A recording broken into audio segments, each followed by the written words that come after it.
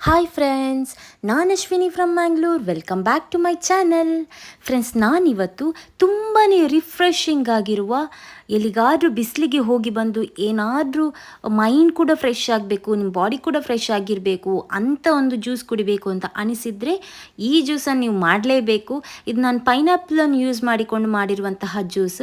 ತುಂಬಾ ಡಿಫ್ರೆಂಟ್ ಆಗಿರ್ತದೆ. ಇದರ ಹೆಸರು ಬಂದುಬಿಟ್ಟು ಪೈನಾಪಲ್ ಕುಲ್ಕಿ ಅಂತ.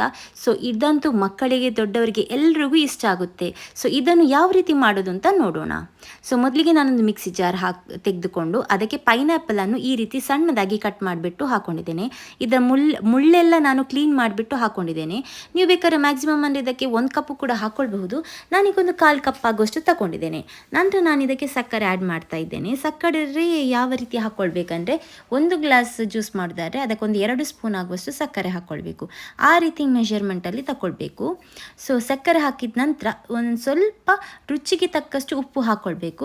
ಸೊ ಇದರಿಂದ ತುಂಬಾ ರುಚಿಯಾಗಿರ್ತದೆ ಜ್ಯೂಸ್. ಹಾಗಾಗಿ ಸೊ ಇದು ಆರ್ಟಿಫಿಷಿಯಲ್ ಆಗಿ ಕಲ್ಲರ್ ಏನು ಹಾಕದೆ ಮಾಡಿರುವಂತಹದ್ದು. ಸೊ ಹಾಗೆಯೇ ಇದಕ್ಕೆ 1 ಲಿಂಬೆ ಹಣ್ಣಿನ ಜ್ಯೂಸನ್ನು ತಗೊಂಡಿದ್ದೇನೆ. 1 ಫುಲ್ ಆಗಿರುವಂತಹ ಲಿಂಬೆ ಹಣ್ಣಿದ್ದು ಜ್ಯೂಸನ್ನು ಹಾಕ್ಕೊಂಡಿದ್ದೇನೆ. ಹಾಗೆಯೇ ಸ್ವಲ್ಪ ಗ್ರೈಂಡ್ ಮಾಡಲಿಕ್ಕೆ ಬೇಕಾದಷ್ಟು ನೀರು ಹಾಕ್ಕೊಂಡಿದ್ದೇನೆ. ಇದಕ್ಕೆ ಬೇಕಾದ್ರೆ ನೀವು ಐಸ್ ಕ್ಯೂಬ್ಸ್ ಕೂಡ ಆ್ಯಡ್ ಮಾಡಬಹುದು. ನಂತರ ಇದನ್ನು ಹಾಗೆಯೇ ಇಡುವ. ನಂತರ ನಾನೊಂದು ಗ್ಲಾಸ್ ತಗೊಂಡು ಅದಕ್ಕೆ 1 ಹಸಿರು ಮೆಣಸನ್ನು ಈ ರೀತಿ ಉದ್ದವಾಗಿ ಕಟ್ ಮಾಡಿ ಹಾಕ್ಕೊಂಡಿದ್ದೇನೆ. ನಂತರ ಸ್ವಲ್ಪ ಪುದೀನ ಎಲೆಯನ್ನು ಈ ರೀತಿ ಕೈಯಲ್ಲಿ ಜಜ್ಜಿಬಿಟ್ಟು, ಅಥವಾ ನೀವು ಜಜ್ಜಿಬಿಟ್ಟು ಕೂಡ ಹಾಕ್ಕೊಳ್ಬೋದು, ಅಥವಾ ಕೈಯಲ್ಲಿ ಕೂಡ ಈ ರೀತಿ ಚೂರು ಮಾಡಿಕೊಂಡು ಹಾಕ್ಕೊಳ್ಬೋದು. ಹಾಗೆಯೇ ಸಬ್ಜಾ ಸೀಡ್ಸ್, ಈ ಕಸ್ಕಸ್ ಅಂತ ಏನು ಹೇಳ್ತೇವೆ, ಅದನ್ನು ನೀರಿನಲ್ಲಿ ನೆನೆಸಿಟ್ಟಿದ್ದೆ. ಸೊ ಅದನ್ನು ಒಂದು 10 ನಿಮಿಷದಲ್ಲಿ ಇದು ಚೆನ್ನಾಗಿ ದೊಡ್ಡದಾಗ್ತದೆ ಆ ಸೀಡ್ಸ್. ಸೊ ಅದನ್ನು ಹಾಕ್ಕೊಂಡಿದ್ದೆ. ನೀವು ಬೇಕಾದ್ರೆ 1 ಸ್ಪೂನ್ ಬೇಕಾದ್ರೂ ಹಾಕ್ಕೊಳ್ಬೋದು, ತುಂಬ ಇಷ್ಟ ಇಲ್ಲದಿದ್ದರೆ.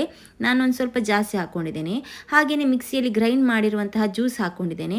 ಹಾಗೆಯೇ ಇದನ್ನು ಗ್ರೈಂಡ್ ಮಾಡುವಾಗ ನಾನು 1 ಇಂಚ್ ಆಗುವಷ್ಟು ಶುಂಠಿಯನ್ನು ಕೂಡ ಹಾಕ್ಕೊಂಡಿದ್ದೇನೆ. ಇದೊಂದು ಒಳ್ಳೆ ಘಮ ಕೊಡ್ತದೆ. ಹಾಗೆಯೇ ಇದಕ್ಕೆ ಬೇಕಾದಷ್ಟು ನೀರು ಹಾಕ್ಕೊಂಡಿದ್ದೇನೆ. ನಾನು ಕೋಲ್ಡ್ ವಾಟರ್ ಹಾಕ್ಕೊಂಡಿದ್ದೇನೆ. ನಿಮಗೆ ಬೇಕಾದ್ರೆ ಐಸ್ ಕ್ಯೂಬ್ಸ್ ಕೂಡ ಆ್ಯಡ್ ಮಾಡಬಹುದು. ಒಮ್ಮೆ ಚೆನ್ನಾಗಿ ಮಿಕ್ಸ್ ಮಾಡಿದರೆ ಆಯಿತು.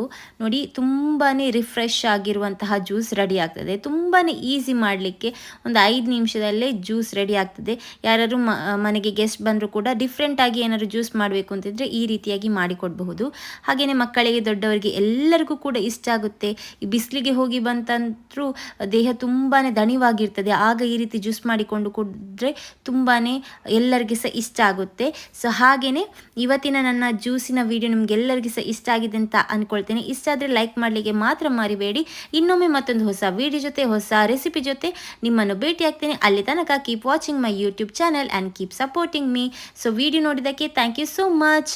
ಇದೇ ರೀತಿ ಸಪೋರ್ಟ್ ಮಾಡ್ತಾ ಇರಿ.